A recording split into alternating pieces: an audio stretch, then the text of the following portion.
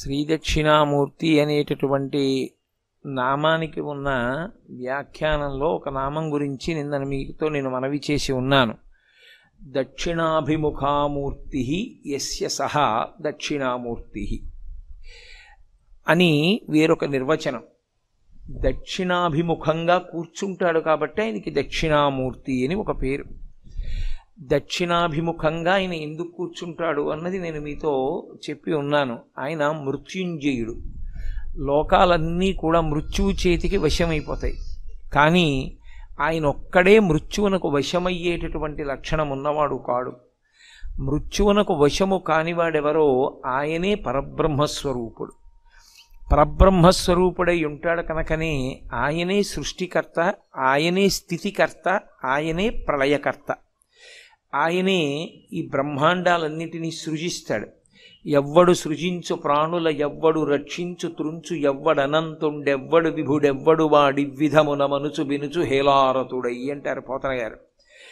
ఆ పరబ్రహ్మస్వరూపంగా ఆయనే ఈ బ్రహ్మాండములను సృష్టిస్తాడు, ఆయనే నిలబెడతాడు, ఆయనే లయించేస్తాడు. అందుకే దానికి చాలా దగ్గరగా ఉండేటటువంటి ఉపమానంగా ఏం చెప్తారంటే ఊర్ణనాభిగతి అంటారు. ఊర్ణనాభి అంటే సాలెపురుగు.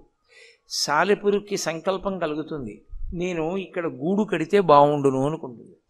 కొత్తగా బయట నుంచి సాధన సంపత్తులు ఏం తేదవు. ఒక్కసారి ఆ కోరిక పుట్టగానే దాని నోట్లోంచి ఒక రకమైనటువంటి ద్రవము ఊరుతుంది.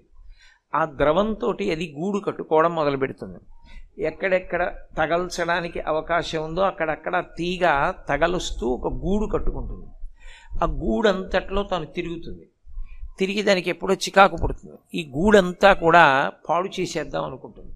అనుకుని ఆ గూడు పాడు చేసి వెళ్ళిపోతుంది. ఆ గోడ మీదకి వెళ్ళి ఆధార తంతువులు ఉంటాయి, వాటిని తెంపేస్తుంది. తెంపేస్తే ఆ గూడు కిందకి జారిపోతుంది. జారిపోయిన తర్వాత తాను యథేచ్ఛగా వెళ్ళిపోతుంది. ఊర్ణనాభిగతి ఈ విశ్వ సృష్టి స్థితి యవనియందు లయంబగుచుండు అంటారు పోతన గారు. సాలెపురుగు ఎలా గూడు తానే నిర్మాణం చేసి తానే నిలబెట్టి తానే పాడు చేసేసి వెళ్ళిపోయినట్టు, పాడు చేసి అన్నమాట లయంలో అన్వయం అవదు, లోపలికి తీసేసుకుంటాడు తనలోకి. ఈ మూడు చెయ్యగలిగిన వాడెవరో ఆయనే పరబ్రహ్మముగా ఉంటాడు. పరమేశ్వరుడే పరబ్రహ్మస్వరూపుడు. అందుకే మీరు దక్షిణామూర్తి స్వరూపం చూస్తే ప్రశాంతంగా ఉన్నవాడు తప్ప సృష్టి యందు అయోమయం లేనటువంటి స్థితిలో రచన చెయ్యలేడు. మీరు ఎప్పుడైనా చూడండి, ఒక పని ప్రారంభం చేసే ముందు ఈ పని ఎలా చేస్తే బాగుంటుంది అని ప్రణాళిక నిర్మాణం చేస్తున్నారనుకోండి, అప్పుడు మీరు ఉద్వేగంతో కానీ కోపంతో కానీ విపరీతమైన హర్షంతో కానీ ఉన్నారనుకోండి, ఖచ్చితంగా పని ఎలా జరగాలి అన్నది మీరు ప్రణాళిక రచన చేసేటప్పుడు తప్పులు చేస్తారు.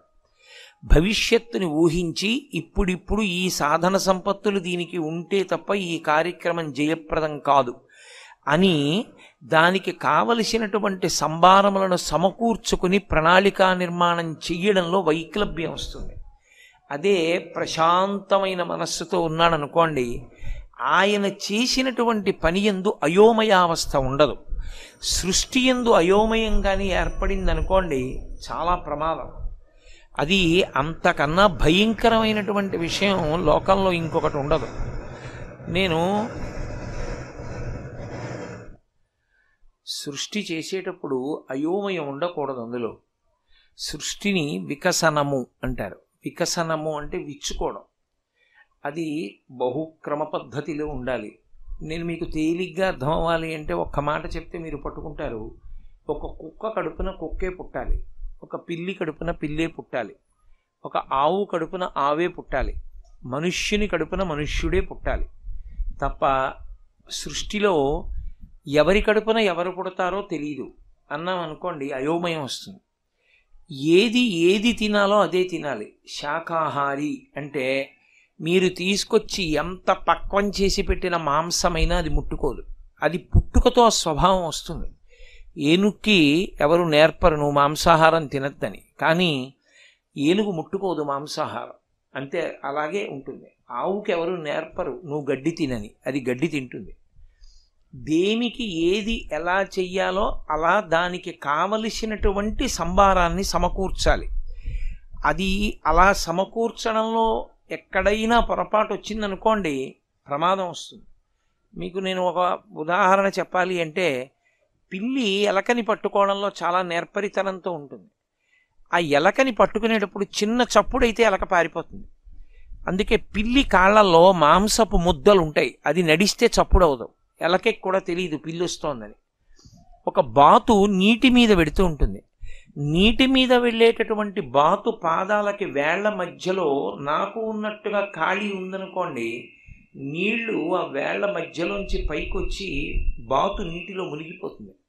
అందుకే బాతు వేళ్ల మధ్యలో పల్చటి చర్మం ఉంటుంది కాబట్టి అది పడవకి తెడ్డేసినట్టుగా ఆ పాదాలని ఆధారం చేసుకుని నీటి మీద నడిచి వెళ్ళిపోతుంది. ఏది ఎలా తినాలో దానికి అనుగుణంగా ఉండాలి. బాతు పురుగుల్ని నీటిలో పట్టే విధానం గమ్మత్తుగా ఉంటుంది. నీటినంతటినీ తన చంపుటములలోకి తీసుకుని మూసేస్తే పురుగులు ఉండిపోతాయి. ఆ పై చంపుటానికి ఈ ముందుకి 2 కన్నాలు ఉంటాయి. అది మూసినప్పుడు ఆ కన్నాల్లోంచి నీళ్లు బయటికి వెళ్ళిపోతాయి. ఒక్క పురుగులు మిగిలిపోతాయి, లోపలికి తోసేసుకుంటుంది, ఆ పురుగుల్ని తినేస్తుంది. దేనికి ఏది అవసరమో దాన్ని అలా నిర్మించాలి తప్ప బాతు కాళ్ళవేళ్ల మధ్యలో చర్మం పెట్టడం నేను మరిచిపోయానన్నాడు అనుకోండి పరమేశ్వరుడు, చాలా అసహ్యంగా ఉంటుంది.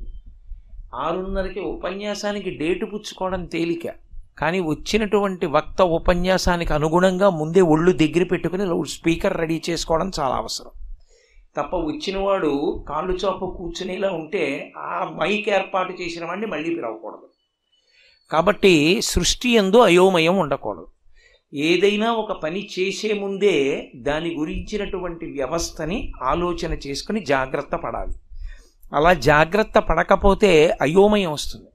మనం చేస్తామేమో ఇలాంటి తప్పులు, పరమేశ్వరుడి సృష్టి యందు ఈ దోషం ఉండదు. అది చాలా క్రమంగా ఉంటుంది. ఎలా విచ్చుకోవాలో అలా విచ్చుకుంటుంది. అందుకే మీరు చూడండి, సనాతన ధర్మంలో దేవతలందరూ కూడా తామర పువ్వులో కూర్చుంటారు. తామర పువ్వులో కూర్చోడానికి కారణం ఒకటే, పువ్వులో కూర్చుంటే పువ్వు నలిగిపోదండి. పువ్వులో కూర్చోవడం ఏమిటి అసలు, దానికి అర్థం ఉందా ఏమైనా? సరస్వతీదేవి తామర పువ్వులో కూర్చుంటుంది. శ్రీ మహావిష్ణువు ఒక్కొక్క చోట గురువాయూరులో ప్రత్యేకంగా తామర పువ్వులో కూర్చుని ఉంటాడు కృష్ణ భగవానుడు. అదొక మహత్తరమైన దర్శనం అక్కడ. అలాగే లక్ష్మీదేవి తామర పువ్వులో కూర్చుంటుంది. ఒక్కొక్కచో పరమశివుడు తామర పువ్వులో కూర్చుంటాడు. అసలు ఈ సృష్టి చేసే బ్రహ్మగారు తామర పువ్వులోనే పుడతాడు, నాభి కమలంలోంచి పుడతాడు. ఎందుకు ఈ తామర పువ్వు? శ్రీ మహావిష్ణువు చేతిలో తామర పువ్వు ఉంటుంది. అరి నళిన గదా శంఖ పాణిర్ముకుంద. నళినము అంటే తామర పువ్వు పట్టుకుంటుంది. పరదేవత ఆవిడ కూడా చేతిలో ఎప్పుడూ కూడా ఒక తామర పువ్వుని పట్టుకుంటుంది. అందుకే లలితా సహస్రనామ స్తోత్రం చేసేటప్పుడు ప్రార్థనా శ్లోకంలో సింధూరారుణ విగ్రహాం త్రినయనాం మాణిక్య మౌళి స్ఫురత్ తారానాయక శేఖరాం స్మితముఖీం ఆపీనవక్షోరుహాం పాణిభ్యాం అళిపూర్ణరత్న చషకం రక్తోత్పలం బిభ్రతీం. రక్తోత్పలం ఎర్రటి కలువ పట్టుకుంటుంది. అందరికీ కలువ పువ్వుతోటి సంబంధం. ఎందుకు ఇది అంటే క్రమ వికసనానికి గుర్తు.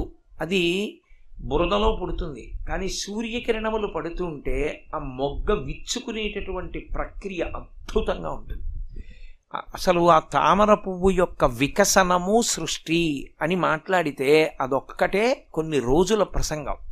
అన్ని తామర పువ్వులు ఒకలా విచ్చుకోకూడదు. ఒక్కొక్కటి నీటి బిందువుని లోపల ఉంచుకోవాలి, ఒక్కొక్కటి ఉంచుకోకూడదు. నల్లకలు ఉందనుకోండి, నల్లకలువ లోపల చిన్న చిన్న నీటి బిందువులు ఉండి తీరాలి. అందుకే శంకరాచార్యులు వారు అమ్మవారి కంటిని పోలిస్తే ఎప్పుడైనా నల్లకలువతో పోలుస్తారు. దృశాద్రఘీయస్య దరదళిత నీలోత్పల రుచాదవీయాం సందీనం అంటారు. దరదళిత నీలోత్పల రుచా, అందులో నీటి తడి లేదనుకోండి, ఇక కంటితో పోల్చడానికి వీల్లేదు. ఎందుచేత అంటే కంటిలో తడి ఆరిపోయింది అంటే ప్రమాదం, అది శుభప్రదం కాదు. కంటియందు చమాయింపు ఉండాలి. ఇప్పుడు కంటియందు చమాయింపు ఉంది అంటే శోభనకరమైనటువంటి స్వరూపంతో ఉన్నారు అని గుర్తు. కాబట్టి ఆ తడి, ఆ ఆర్ద్రత ఉన్నది అని గుర్తు ఏమిటంటే దరదళిత నీలోత్పల రుచా. అన్ని పువ్వులకి అలా లోపల నీటి బిందు ఉండదు. ఒక్క నల్ల కలువకి మాత్రమే ఆ నీటి బిందువులు లోపల ఉంటాయి. చల్లతనం నల్లతనం రెండూ కలిసి ఉంటాయి.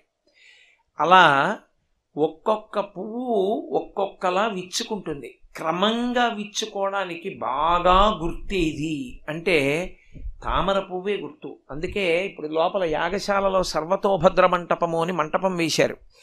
ఆ సర్వతోభద్ర మంటపం ఎలా వెయ్యాలి, ఎన్ని కోణాలు రావాలి, శివార్చన చేసేటప్పుడు సర్వతోభద్ర మంటపం దగ్గరికి వెళ్ళి చూస్తే ఏ దిక్కు వైపు ఏ ద్వారం వైపుకి ఎన్ని కోణాలు ఎలా వికసనం పొందాలి, విష్ణువార్చనకైతే ఎలా పొందాలి, ఆ కోణాల వల్ల ఎలా శక్తి వస్తుంది, అవి కలువ ఆకారాన్ని ఎలా పొందుతాయి ఎప్పుడెప్పుడు, దీని మీద వ్యాస భగవానుడు అగ్నిపురాణంలో విశేషమైనటువంటి వ్యాఖ్య చేశాడు. కేవలం సర్వతోభద్ర మంటపము అని దాని మీద ఒక పెద్ద ప్రకరణం.